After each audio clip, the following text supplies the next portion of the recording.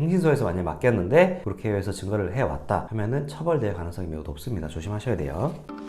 변호사요? 다시 왜 얘기?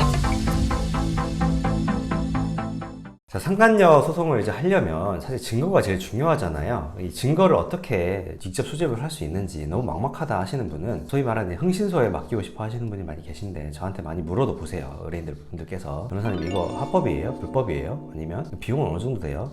이런 부분에 대해서 오늘은 좀 말씀드리려고 합니다. 자, 흥신소라고 치면 민간 조사업체, 사립 탐정 뭐 이런 식으로 많이들 영업을 하고 계시던데 이게 과연 합법일까 불법일까 이게 제일 사실 궁금하죠. 예전에는 이게 다 불법이었습니다. 왜냐하면 신용정보법에 이게 나와 있어요. 신용정보회사 등이 아니면 특정인의 소재나 연락처들을 어떤 사생활을 조사하는 일을 업으로 하거나 아니면 탐정 같은 명칭을 사용하는 것을 다 금지하고 있었어요. 그래서 뭐 신용정보회사도 그렇고 이 신용정보회사가 아닌 사람들도 이런 것들을 하는 걸 다 일괄적으로 다 금지했기 때문에 이런 것들이 영업 자체가 다 불법이었습니다. 그런데 나중에 2000년 8월 달에 이게 개정이 돼서 이 조항이 삭제가 됐어요. 그래서 탐정이라는 용어를 사용하는 것은 합법입니다. 그래서 뭐 제가 탐정입니다 이렇게 얘기를 하고 다니는 것은 합법이긴 해요. 그런데 이건 또 잘 구분을 하셔야 되는 게 그러면 탐정이라는 이름을 사용하는 것은 합법이 됐지만 그 탐정이 하는 모든 행위들이 다 합법일까요? 그건 아니라는 거죠. 탐정이라는 이름하에 여러 가지 행위들을 하게 될 텐데 그 행위들이 합법일지 불법인지는 그 행위를 관할하는 그 법령을 또 봐야 됩니다.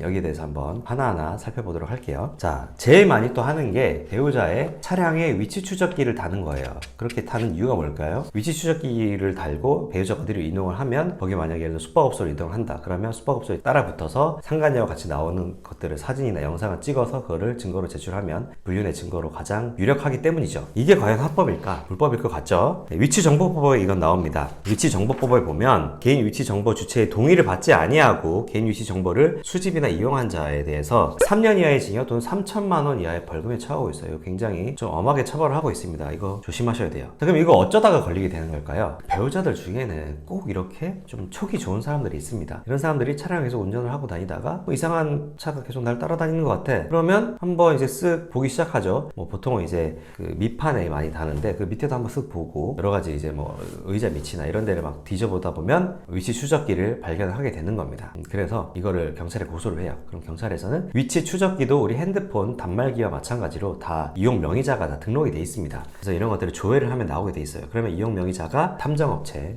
뭐 이 업체의 명의가 나오겠죠. 그래서 그 업체가 특정이 되고 그러면 그 업체에 보통 배우자가 많이 맡겼을 거니까 그 배우자도 맡긴 사람도 공범으로 처벌될 여지도 있습니다. 그래서 좀 조심하셔야 될 것 같아요. 두 번째로 많이 하는 게 배우자의 차량에 녹음기를 설치하는 겁니다. 이거는 통신비밀보호법에서 규정을 하고 있어요. 공개되지 아니한 타인 간의 대화를 녹음 또는 청취한 자를 1년에서 10년 이하의 징역에 처한다. 이거 벌금형이 없습니다. 이거 정말 엄하게 처벌을 하고 있어요. 그래서 이거는 녹음기 설치하는 거는 조심하셔야 되고 흥신소에서 만약 맡겼는데 그렇게 해서 증거를 해왔다 하면은 처벌될 가능성이 매우 높습니다. 조심하셔야 돼요. 제가 뭐가 제일 좋을까요? 블랙박스죠. 차량에 자동으로 달려있는 녹음기가 있잖아요. 녹음 기능이 있으니까 블랙박스가 제일 좋고 이 블랙박스를 증거로 내면 가장 좋은데 이거는 뭐 불법적으로 녹음하거나 이런 건 아니니까 그냥 차량의 안전을 위해서 달려있는 거잖아요. 블랙박스를 잘 보셔야 되는데 또 어떤 배우자들 중에는 이 블랙박스를 계속 꺼두는 배우자가 있습니다. 그런 게 있으면 꺼두는 기록이라든지 이런 것들도 다 정황 증거로 낼 수가 있겠죠. 왜냐하면 왜 안전을 위해서 켜놓는데 왜 자꾸 끄냐, 외도를 하고 있는 게 아니냐라는 정황 증거가 될 수도 있겠고 또 녹음 기능이 다 있어요. 그 녹음 기능도 계속 꺼놓는 그런 배우자들도 있다고 합니다. 그래서 그 꺼두는 것도 항상 켜둔 다음에 이걸 언제 껐는지 계속 끄는 그런 것들,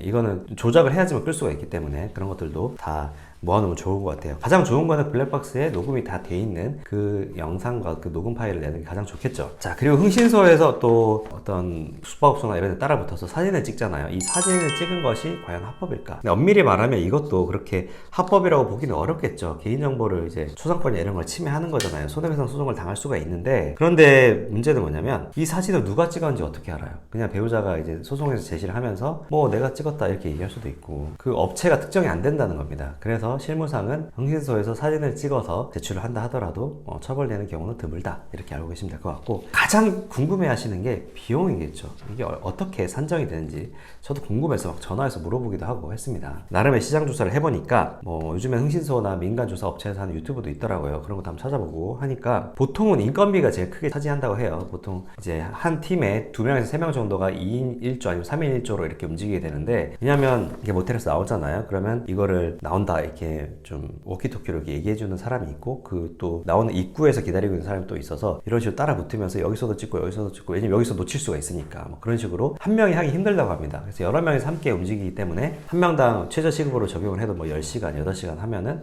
일당 한 10만 원이라 하면은 2명이면 20만 원, 3명이면 30만 원이잖아요. 거기다 뭐 교통비, 유류비, 지방 같은 경우에는 또 숙박비 이렇게 더하면 뭐 일당이 한 50만 원에서 80만 원, 요즘엔 더 비쌀 수도 있습니다. 100만 원 선 이렇게 결정이 돼 있다고 합니다. 그러면 또 많은 분들이 궁금해 하시는 게, 이렇게 고액의 이 비용을 끊어서 흥신소에게 일을 맡기면 돈값을 과연 할까, 이 부분인데, 사실 인터넷 찾아보면 수많은 민간 주소 업체, 탐정 업체들이 나옵니다. 그런 업체들 중에 어떤 업체가 제대로 하고 있는지 알기가 사실 쉽진 않겠죠. 그리고 흥신소의 업무 자체가 몰래 비밀스럽게 그 배우자 나서 상간녀를 따라 붙어서 촬영을 하고 이렇게 미행을 하고 잠복을 하는 건데, 그런 것들이 내가 확인을 할 수가 없잖아요. 언제 부산 어느 모텔에 제가 있다 왔습니다 이렇게 하면은 몇 시부터 몇 시까지 있었는지, 거기 몇 명이 투입됐는지 이런 거 어떻게 직접 확인을 할 수가 있겠어요. 믿고 돈을 지불하는 방법밖에 없는데, 그러다 보니까 제대로 일을 하고 있는지 확인하는 것이 구조적으로 매우 어렵다. 그래서 또 이거는 하루에 다 이 모든 증거들이 채취되는 게 아니라서 보통 뭐 일주일 단위, 5일, 일주일 단위 끊는데, 하루에 100만 원을 치면 5일만 끊어도 500만 원, 일주일 끊으면 700만 원이잖아요. 그래서 이런 흥신소 비용이 변호사 비용을 넘어가는 경우도 꽤 많이 있다고 합니다. 흥신소를 차릴 걸 그랬나?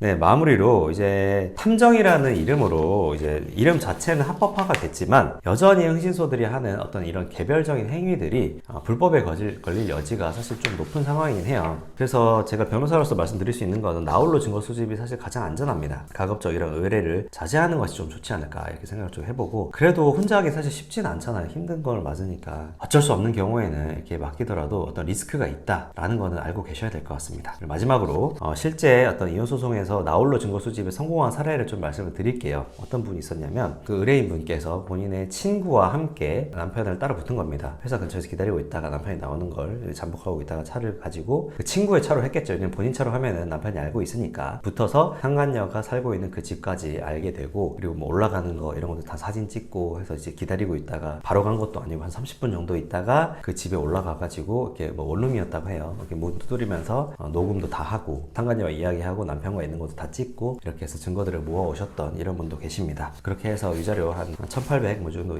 인정이 됐던 것 같아요. 오늘은 이렇게 또 상간녀 흥신소에 대해서 또 알아봤고, 다음에 또 상간녀 소송에 대한 영상 올려드리도록 하겠습니다. 영상이 도움이 되셨다면 구독과 좋아요 부탁드립니다.